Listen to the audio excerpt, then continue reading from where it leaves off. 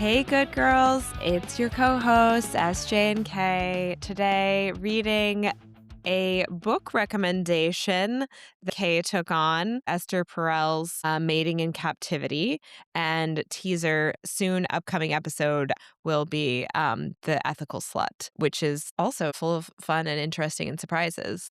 Well, and what I think is interesting is that the initial idea, knowing very little about mating in captivity other than the title and the blurb, and The Ethical Slut, which is, pretty much in there with the title and the blurb, I thought that these were going to be two contrasting books, where one was really going to talk about being in a monogamous relationship and just fully about that, where really I would say Esther is way more open-minded than that, and that while she is mainly supporting a monogamous relationship and how to, navigate the boundaries of that, she's really, really open-minded towards open marriages, I would say. And Mm-hmm. more, I wouldn't say that she's saying, like, this is the way to go at all.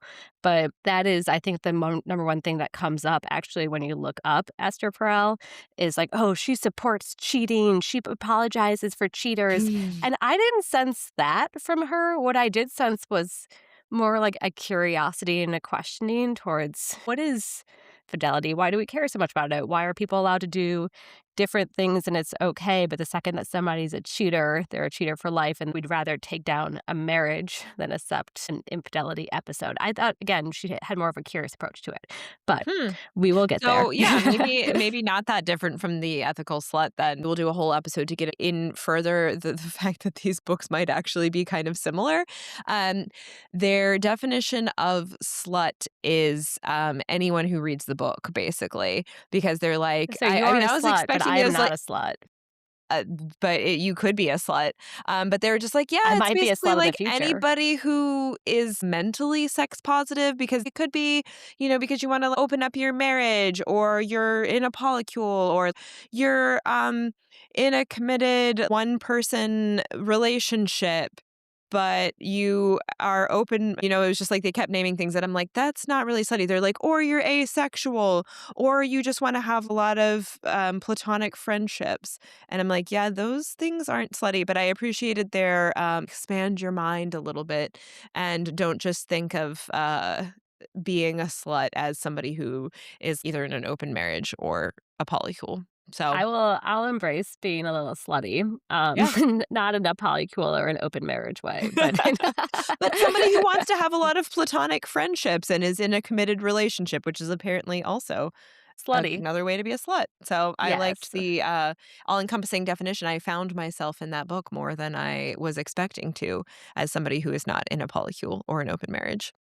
Yes. So to get into mating in captivity, and I, in terms of what a book is meant to do, which is make you think about things in a different way, be interesting, and hold your attention. I thought that it extremely succeeded, and it was a great book. But what was But interesting, well, so she starts off with this idea that romance in marriage is actually like a relatively new idea starting in the 19th century, that a marriage is where sex should exclusively happen and that the sex should be hot, great sex. And that's partly because of both birth control and gay Mm. rights together, making it that sex was something that you could have just out of reproduction while it was always been a thing. It became like a no, seriously, like we can have sex, not just for having babies. Mhm. But the idea that your marriage is supposed to stay sexy, hot, romantic, and there is some number of times you're supposed to have sex a week to be in a healthy marriage, like these are all relatively new things. So if you go back to the 1600s, like maybe King Henry wasn't thinking about it. But what I loved was they talked about a little bit about how humans are the only species that is erotic. And I just want to put out there that this really depends on how you define I know, I thought eroticism. don't like dolphins masturbate and stuff? How are Oh my dolphins gosh, not. dolphins masturbate on the sea sponge on the floor, which I actually thought was really, really interesting. You know what? Um, Dolphins are sluts too. We don't know whether Fruit they're ethical bats sluts, but engage in oral sex, which I'm no. like not in like a perverted way, but like I wouldn't mind seeing a fruit bat engage in oral sex. just for science reasons. Like, I'm never gonna Google it. I don't want weird things to follow me, but I do have, curiosity. Sorry, I am Um, gonna eh Google it now. yeah, and just, animals, they masturbate, they have homosexual pairings, like, Yeah. these are How all are they signs not that they do it erotic? outside. Well, I think that the only thing is What's the that definition is of erotic? because they don't have the conceptual framework of art and fantasy and, like, So they're fetishization, just so but that's what the qualifier is to be erotic, is it's not just, like, well, like, what do we want them to sexual. do? Like, do we want to see, like, a little monkey out with, like, a video filming porn? Like, what?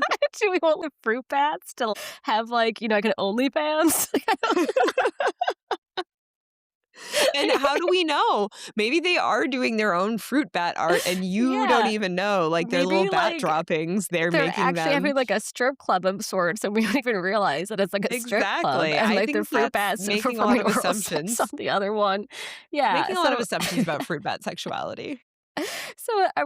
I was originally interested, like, oh, humans are the only ones that are erotic. I actually, the more that I thought about and the more that I dug in to confirm my suspicions, I now think, Like, like, what are we looking for you're eroticism from animals here? you're not special humans. Yeah. So that was just like, one sentence from Esther, but it did make me think about things. Um, But I she talks do get with the whole concept of, like, it's relatively recent, the idea that marriage is something that is supposed to be your life partner and unending great And we're sex supposed to have and all this lust and all that when really and she's very big on this, that what creates lust and sexual attention is some uncertainty and mm, some newness, and, so it's almost like a good relationship is incompatible that's with, why almost eroticism. all, like, romance books, especially older ones, I think now people are sometimes trying to be a little bit creative with doing them other ways, but especially I do think that I've read It's a slow burn. Everybody romances. wants a slow burn. Yeah. Well, and it usually ends with marriage, like, the classic romances end with marriage. It's like, okay, now you have, like, achieved the goal of all of these, meaningful stares across the room, and then that's because 'cause I'm thinking, And like once they're married, we don't wanna read their book anymore. It's like then yeah, they move on exactly. to the other side characters, you know? Because at first when she was like, "Oh, like, romance is a new concept," I'm like, "I don't think romance is new," but now I see that what you're saying is romance in marriage is new, and if you think of older romances, Jane Austen is the obvious one that comes to mind.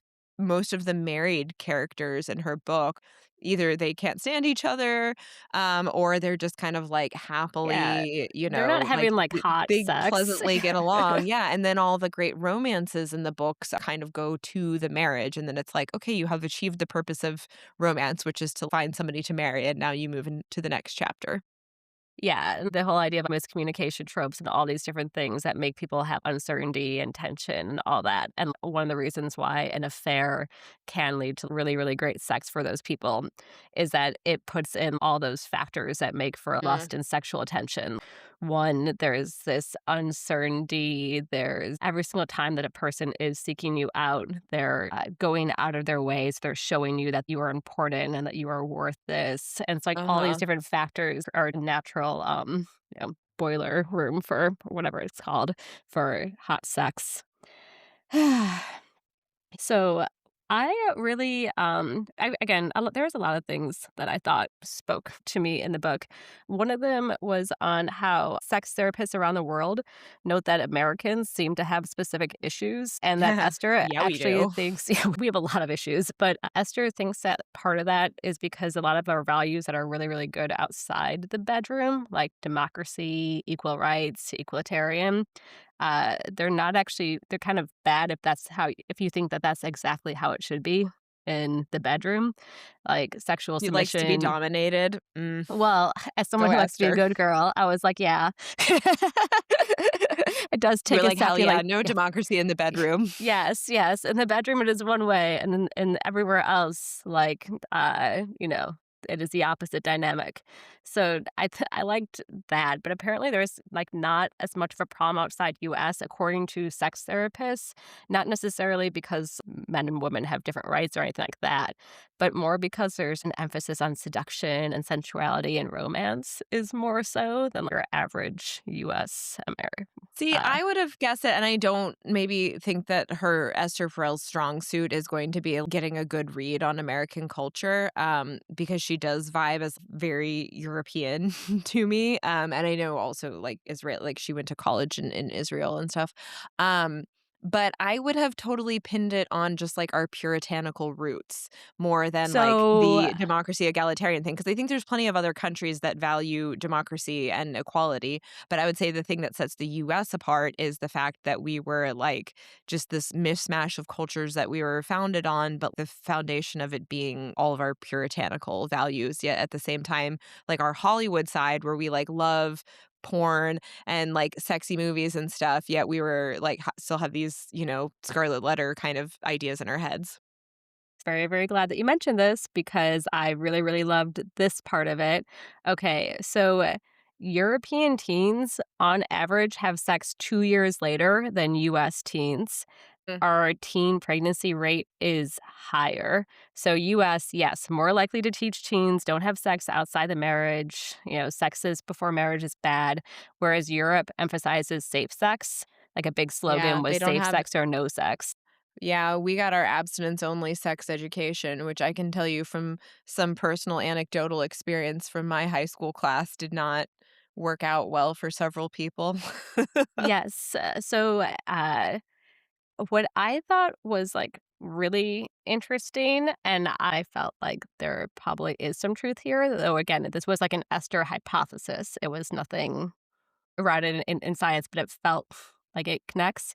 So she was interviewing a Harvard college student on the hookup culture. So she was explaining what everybody knows in college is the hookup culture, where you get really, really drunk at a party and then you have sex with a guy and you tend to do it with kind of like the same guy or maybe like the same 2 to 3 guys throughout a year, but you're not in a relationship. People are scared of relationships are scary. They don't have enough time to have a relationship. The guys don't want to be tied down, like same with the girls, all that. And what I thought was interesting is that Esther proposed, is this a defense mechanism to avoiding like real sex, as sex is meant to be had, like not late night and super, super drunk, but much more intimate and much more putting yourself out there? Like, is it actually Mm. a discomfort with sex, yet an urge to have it that is making US college kids feel like, oh, the way that I'm going to have sex is just by getting blackout drunk and then texting my hookup buddy rather than like what Mhm. a sexual intimate relationship would actually look like? And I don't know. I thought I thought that kind of resonates, and I thought that, they said if you're taught that sex is bad and you want it, but you don't actually have, like, the tools to approach it normally, then you end up approaching it in this objectively unhealthy way that you do Yeah. see in US colleges. I would also be curious to see an updated because this book is a few years is like 20 years old or Yes. so, right? Yeah. Um, Yes. and so I think that speaks to the hookup culture of our college years. I was But I gonna have say, heard it so spoke much. to my college experience. Yeah. Yeah, Mhm. I'd be curious to hear the updated version of it or, like, the updated comparison of the American students to the European students in this day and age when I've heard that Gen Z on the whole is less into the hookup culture, less into the, like, let's get shit-faced and just, like, hook up with random people, and I often hear it as which I'm always curious why it's listed as a concern or it's, like, a symptom of the fact that we're just, like, less connected as a society, that they're like, "Oh, Gen Z is having sex later."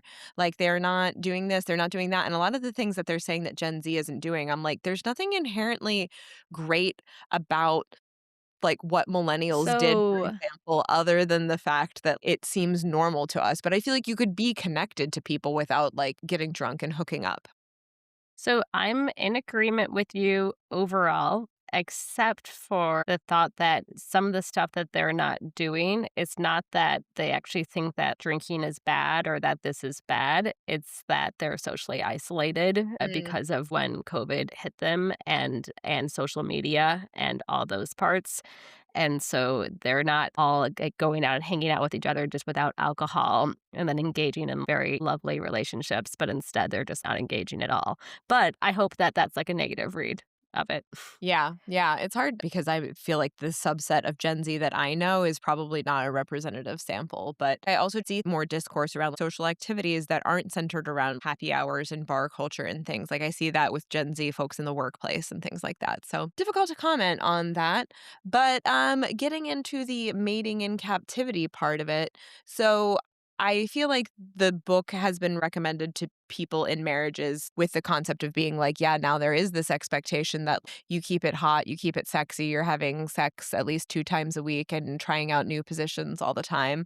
What does Esther have to say about mating in captivity? And does she have any advice? So, a big part of her advice had to do versus any formula of you need to have sex 2 or 3 times a week, or you should read smut to get, which would be my advice, all those was more about cultivating separateness. So, like nurturing your own individual interests and identities outside the relationship, that physical and emotional distance, whether spending time apart or having your own social lives, can reignite some feeling of longing and interest in that person. If you're Mm, nonstop just sitting and by somebody, then it might be a little trickier.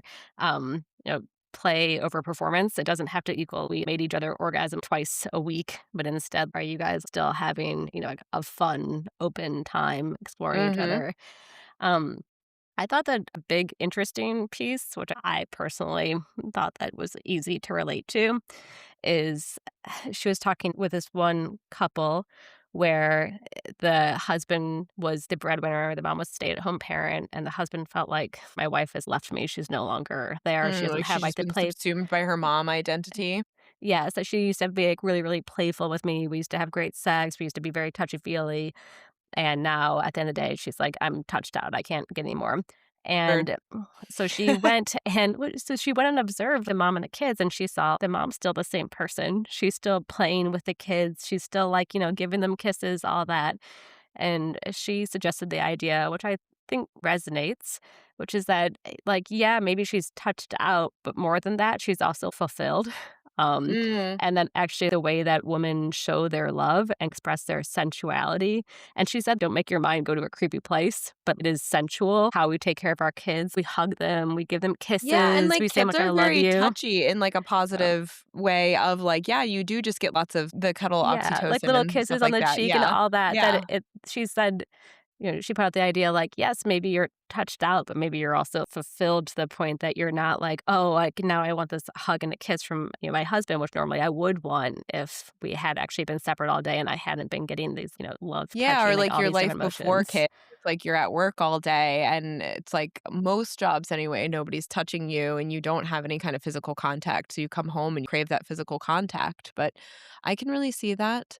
Um, and I also feel like the other thing I mean, I don't know for this couple specifically that she was observing, but when I've heard this happen with other couples, it's also when they're like, "Oh, she just has, like does all this stuff for the kids, and she has no energy left for me." It's this very like, it's this attitude that I hear that it's always like, "Oh, the men are like, she needs to, like, save something for me," and it's like, "Why don't you do something more for her so that she has more energy left?" Like, I don't know if she gets into that at all, but I feel like a lot of the time, the men that are like, "Oh, what happened to, like, my fun, flirty girlfriend that used to, wear slutty underwear and initiate sex in the middle of the day?" And it's like, maybe that person is very tired because she is cleaning up after your shit, and it So something that I liked about Esther is that so she said that she worked with gay couples, lesbian couples, straight couples, but she would say things across genders and sex, and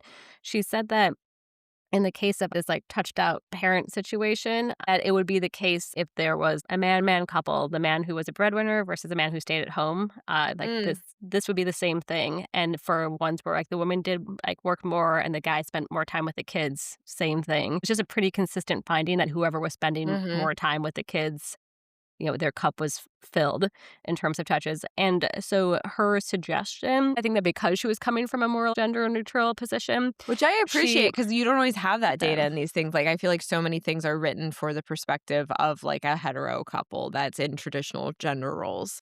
even with the power play talk of changing dynamics in the bedroom, she talked about how a woman who's making all the decisions all day for her household, doing all these things, there's some relief to being in the bedroom and like submitting and being like, yep, I'm not the one in charge here. So like I'm Mm. gonna at you. But she was also saying that for guys where they're working all day, they're the boss, they're the one who's making all the decisions, that in the bedroom they wanted to be totally the submissive person and find a woman who could dominate them. I Uh, mean, I've heard that a lot from interviews from dominatrixes is they're like a lot of times it is these guys who are really decisive and powerful in their day-to-day world and then they just have this like really strong desire to be dominated, which is probably just a refreshing break from yeah, making just decisions lie all down day, and whether it yeah, is for what kind of sandwiches to make for lunch or like, what kind of mergers and acquisitions to, do across the business about. board.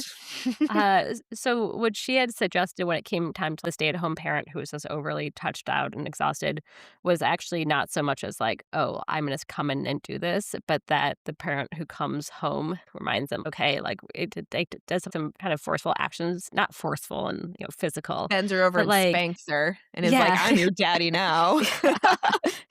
Side note, Forget the kids. I did read a Jessa Kane book Oh my gosh, because they're you so keep talking filthy. about them.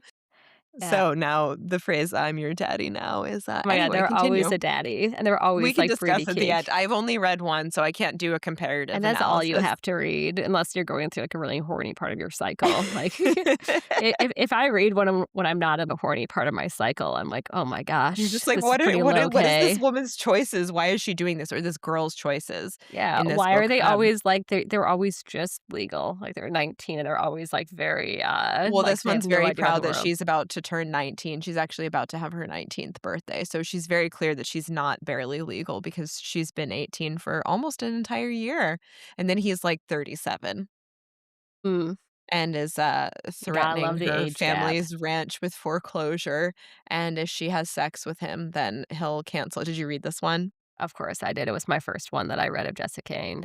Well, that I was the first one personally that I read yes. too. I don't know what drew me to it, but, also, I did get to the breeder kink part where also then he's like, while we're at it, he's like, "How much extra to breed you?" And she's like, "Slap it to me, daddy, if you give me Yeah, the she's whole like, "This is farm." great." Oh my And he's like, "You gosh. drive a hard bargain." And I'm like, "Does she?"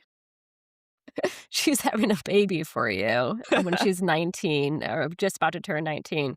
Yes, Jessica Kane, I mean, again, there was no mention of the books there, but it was more things like, "Hey, I see those dishes in the sink. We're not gonna worry about that right now. Like, they're all gonna eventually get done. Right now, you're my partner." So, and again, it wasn't the best part, but I saw what she was trying to do. I guess I appreciate the sentiment behind that, but I feel like she needs to give, and this is me speaking more to the heterosexual couples, whether or not the wife is a stay at home mom, because I think that this sort of thing also happens because the data that's out there of women tending to take on larger caregiving roles, even where they're both in full time employed.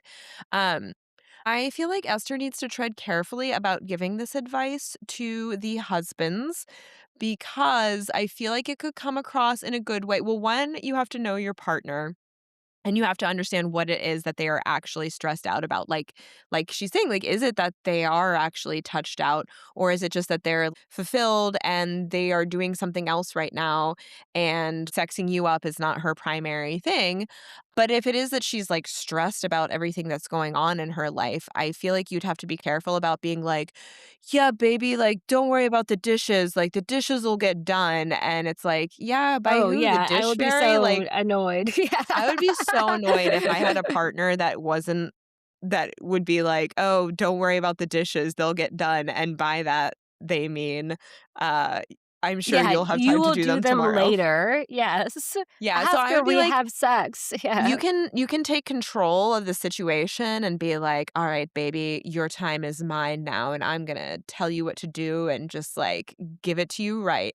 But, like, you have to be willing to follow through on all of the things associated with it. Like, if you were like, "I will do the dishes tomorrow," that would be sexy. If you're like, "Baby, the dish fairy's gonna take care of it like she Yeah. always does. Now give me a blowjob." Yeah, you're my partner now, like, you're not with the kids anymore, you're not the housewife, now you're Exactly, my it's like the second partner, they go yeah. to bed, then you have to switch into, like, a hungry for dick housewife Yeah, mode. it's like, a little bit of, like, come as you are needs to enter in here, but again, it wasn't Mhm. my personal read on the Esther Perel book was that she more had thoughts and curiosity and was into exploring and being open-minded rather than that I ever saw her say, "This is absolutely the way to do this." It wasn't like a parent-child help book. I got no takeaways for this would be the answer. Again, And I she doesn't mean have kids either, so I suppose, like, she might be a little bit out of her lane anyway. and exactly, like, how that plays into a relationship and all that, yeah. Yeah. Um, But I do was appreciate the curiosity, and I appreciate her framework that it is not something that is also default. I just feel like there is such an expectation now. I think even more so in the, like, nearly 20 years since this book was written. I think when she wrote the book, it was like, okay, there's this more modern expectation that after you get married and have kids, things don't cool off and you have to, like, find a way to keep your relationship strong and be, like, your best friend and, like, perfectly sexually matched and co-manage a household together, etc., co-parent possibly. But what I think in the 18 or so years since this book was written that it has even more so, at least on behalf of women, become expectations that you are expected to stay hot and be constantly horny and thinking about sex all the time, but also be a really engaged mom, but also have a fulfilling career. And that it's almost like we've even increased the amount of expectations on women to be doing all these things simultaneously. And I know I've, like, joked in the past that you look at pictures from, like, the 80s, 90s of our moms, and it was just like there was an expectation that after you have kids, like, you get a mom haircut, you start wearing mom jeans, like, you don't have to, like, be hot anymore unless that was, like, your personal thing. And now there's, like, much more of an expectation that you'd be like a Kardashian type of mom where you could still, like, be on the cover of a magazine. well, and yeah, and that's something that's talked about in this book is that if you think about what you're looking for in a marriage now and like what you're looking for in a marriage partner, okay, a good, co-parent, a good financial co-partner, a good household partner, somebody who's funny, who like you respect, funny if you care about, who you respect, all those things, like, and then you also want somebody who you're going to be able to have prolonged sexual and romantic interest in over a long Yeah. period of time, and that also becomes, like, a really, really hard thing. She was, talking with a guy who was in basically, like, a long-term, cheating relationship where he had his wife, and then he had his mistress for 4 to 5 years, and the mistress, ultimately ended up leaving him because she wanted something more serious. And, she wanted, him to leave his wife, all that, and he's like, "Well, I'm really, really jealous, like, she left me, and now she's getting married to somebody else, I can't even, like, think about it, I'm so jealous." And she's like, "Well, why didn't you at any point leave your wife if this was happening?" Mhm. And he's like, "Well, I love my wife, like, my wife is who I wanna be married to, like, she does everything else that I want her to That's my wife do." material, this is my hoe Yeah. material. She's like, "But I don't," he's like, "And being married to my mistress, like, that would be a disaster, like, we are not meant to be married to each other." So it was like he just wasn't able to find somebody who matched on levels and stay monogamous, so Yeah, and I think that through a lot of history, like, as she talks about the historical perspective, it's worth mentioning that a lot of time to find that perfect person who, through all the years, is going to provide all these different facets of what you seek from relationships, that throughout history, how this was solved is that men had the option to have their wife for the purpose of co-parenting and managing a household, and then you could go outside the marriage to have your concubines or your whores or yeah, whatever. and the But wife could just get women fat after childbirth, which was is, like, Yeah, probably fine with us. We would just masturbate. I don't know. well, yeah, probably so that your husband isn't, like, fucking you as much so that you don't get knocked up every 9 months Just on the be dot. there, like, 70 pounds overweight with your fupa and, like, your mom bob, just Like, with your little, "Just like, I hand wanna crank be left vibrator. alone, dude. Leave me with my hand crank vibrator and my ivory dildo." Wouldn't be a bad life. Totally, that's actually what I would strive for. Yeah, so I think that that is, like, worth mentioning too is, to me, a lot of what I see inherent in couples struggling is that there's also just, like, the cultural expectations of, like, where we came from several generations ago is that, like, there is absolute expectations of fidelity from women and to, like, provide all of these things that there's very little room for recourse if you're not getting anything on your side and that there's like no expectation for men to remain faithful and that that was like a pretty like normal thing Which so is so funny because, like, most of the men who I know in my life, I can't imagine a world where they would cheat or be interested in cheating. right. Maybe speaking for myself, but I mean, again, she I would say the book emphasizes that there's no need to be totally transparent and have full disclosure at all times to your partner about every single aspect of your life. It's all right to maintain some sense of privacy or an interior life that remains a little bit unknown from your partner, because that allows some room for the erotic imagination. Stop peeing next to Mr. SJ while he's brushing his teeth and keeps the Peeing mystery alive. I peeing do sounds pretty pleasant. I mean, it's like I do poop you with could the do door one closed. worse. Yeah. That is how I keep the mystery alive. So ladies, if you want the secrets to a happy marriage, pee all you want while your partner's in the bathroom, but poop with the door closed. Put the door closed. I should write a book. I'll consider it.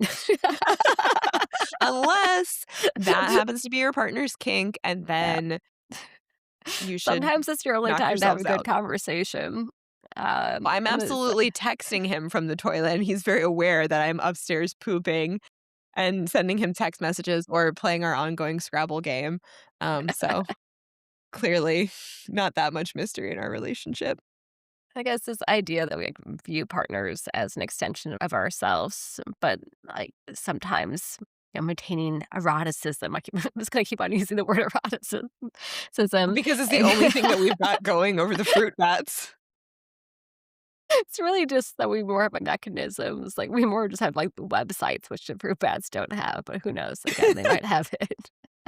Um, but, like, instead viewing your partner as an independent other person with their own separate desires. But I don't know. I'm like, you could do all that, or you could just totally disclose everything to your partner and read a Jessica Cain book and still have a great sex life with your partner because you're gonna be, nice and turned on by reading about a, A 20-year-old age gap and, nineteen-year-old and a breeding kink. trying to win back her farm by getting impregnated by her Yeah. landlord. Yeah, it works. No, but I mean, I do like that. I feel like I have always felt weird about the couples that don't have any hobbies separate from each other, or like if you're going into it with the expectation that your partner is going to be the one for everything.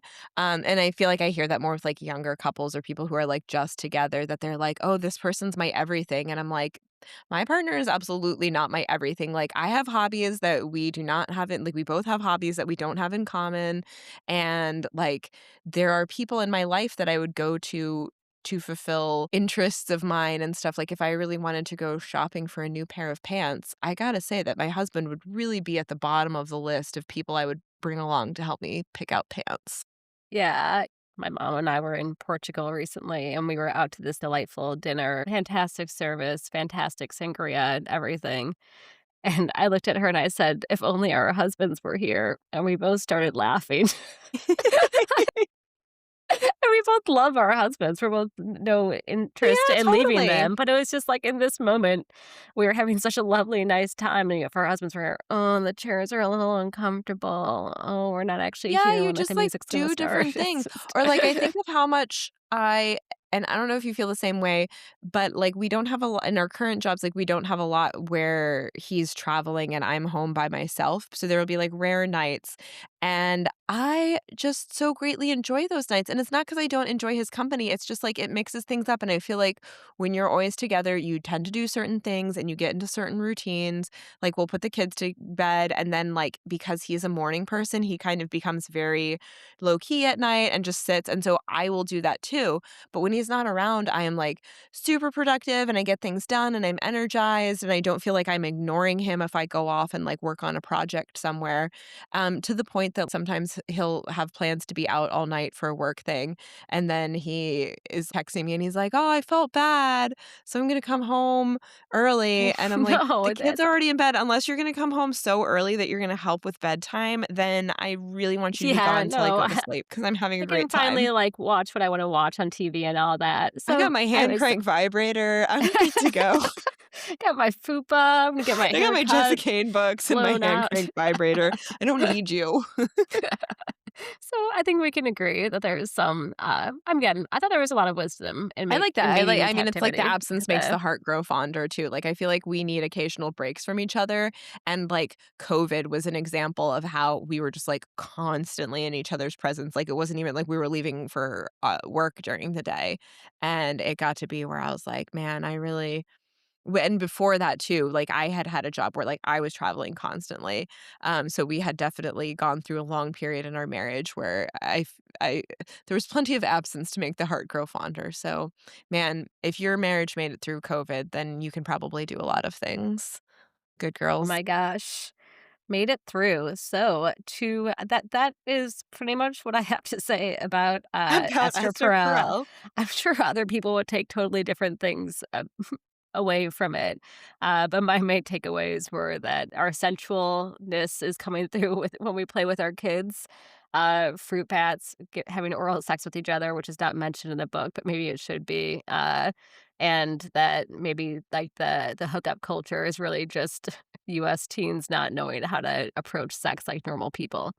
Okay. I am just going to insert, good girls, a brief science note here for those of you who are interested in zoology. This comes from 2013 era research that male bats perform oral sex on females, apparently to make sex last longer, researchers say. This is the first discovery of male to female oral sex in bat. Oh, which match prior studies revealing that female bats perform fellatio or oral sex on male bats. This is Indian flying foxes roosting in a single fig tree in southern India. This is a very limited sample size. I'm wondering if they just found a tree of really horny bats in this particular tree. I have questions about the research methodology that somebody's job for Don't ask 13 months questions. was to use binoculars and a video camera to witness and record 57 cases of sex, oral and intercourse, usually in the morning. Apart from humans, bats also exhibit oral sex as a courtship behavior, says dirty researcher Dr. Maramuthu. Well, Yeah, so now you learn things. now we know. So, you sat there for all that time, you didn't wanna take an effing video and post it to YouTube? Okay. Well, We hold see on. you. Wait, I found it. Honestly, if you didn't tell me what was happening, I do not see any cunnilingus happening. Also, I just would like you to know that the Latin name for these bats is P. giganteus. Hmm. Oh, okay. Apparently, they do not have very good HD video settings. Honestly, oh, now they're mating, which just looks uncomfortable. So we didn't get that's maybe why There's there's no not fruit bat sound. porn. There's no fruit bat porn because There's no it's fruit bat porn because it's very blurry, and unless you told me what was happening, I do not think I would have realized. I don't spend enough time looking at fruit bats to know what I just saw there. So I don't actually feel like my mind is forever unclean until I go back and read more smut on my Kindle. well, okay. So with that, fruit bats, we see you. We understand why you guys can't make like OnlyFans, and stuff like that. And we still think you're Difficulties. erotic because you're putting in the work. You're You're warming up definitely you're warming erotic. up the female fruit bat's oven. You're doing your best with what you got. Yeah. We appreciate you. And it was great talking to you, and I'm excited for the ethical slut for next week's episode. Thank you for listening.